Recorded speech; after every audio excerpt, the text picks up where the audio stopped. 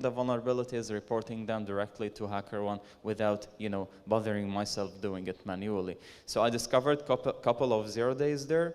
In USDOD, I found that they are found in a lot of, in their infrastructures, and I was able to automate the whole process, which allowed me to identify more than 1,000 valid vulnerabilities in the department there.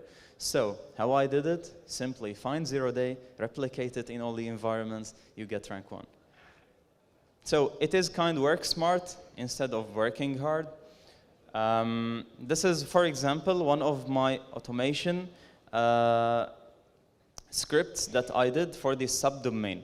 Remember what I told you? Never rely on one tool, never rely on one methodology or a strategy. For every single thing, let's have minimum 3 different techniques and ways to do it. Subdomain discovery, I use Sublister, Asset Finder, Amass. Also, I use other tools. So what I did is I wrote an automation script that launches every single tool for subdomain discovery, and then remove the duplicate entries. You will get similar domains, for example, or similar subdomains, and then I check for the live domains. I check for only the resolving domains that points to the web protocols. And then I don't rely on the passive and active here. I also brute force the subdomains with my customized word list that I usually keep updating it. And then I check for the subdomains as well. Removing duplicates again, check for the subdomain takeover, and now you will have a very comprehensive list of unique subdomains that probably 90% of the bug bounty hunters will miss. So not only this, so I also developed this automation system to keep running 24/7 on a VPS server on a specific targets on hackerone. So whenever there is a new domain release or new subdomain release, I get notified via my Slack channel, and I get to find the vulnerabilities quicker than anyone else. So this is one of my strategies that I developed like 2 years ago, I guess. So yes. You see, subdomain enumeration is a simple part of the things that I do in order to find vulnerabilities. So we start from the roots, from the seeds, checking everything about the domain, because actually, if you know in bug bounty, let's say I want to target Google. Well, Google, they have a lot of acquisitions. So if you hack, for example, for Google, I was able to hack, there is like Google Maps, Waze, Maze, something like this.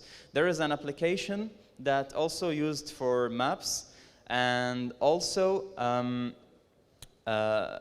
acquired by Google. So if you hack this application, you report to Google, they will pay you for it. So identifying the acquisitions will enlarge your landscape in finding more vulnerabilities. Sony, for example, they have a lot of acquisitions, they have a lot of subsidiaries. So all of them are in scope. That's why you are able to find more vulnerabilities. So going after the roots, the seeds, checking everything about the domain, the company, targeting their employees, because if you found a secret or leaked password of an employee, reported it as an open source intelligence or a threat intelligence, you will also get paid, because it is actually related to his work.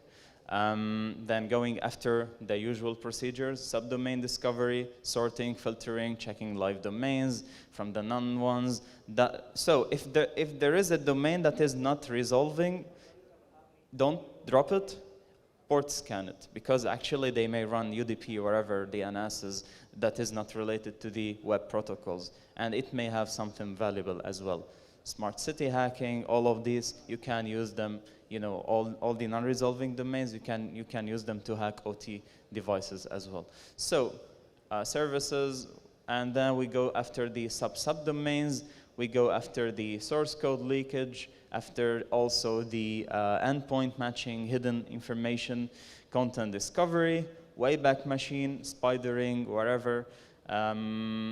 And there is some cool tool called the Nuclei. So Nuclei, I guess all of you, the bug bounty community, heard about it.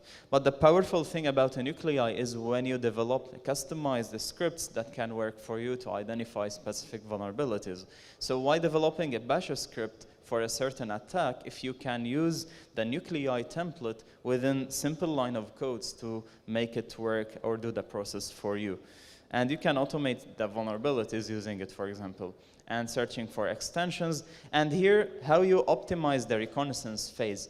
For example, if there is an IIS server for Windows, why searching for Apache files? I only search for the IIS files, ASPX, whatever. And this is how you optimize. So you develop an automation system with a bit of AI, because actually artificial intelligence is not intelligence. You are the one who feeds the data. So you're making it intelligence. So when you develop this strategy and tell the machine what to do for you, you optimize it per the domain, per the asset, you will be able to make it more quicker as well.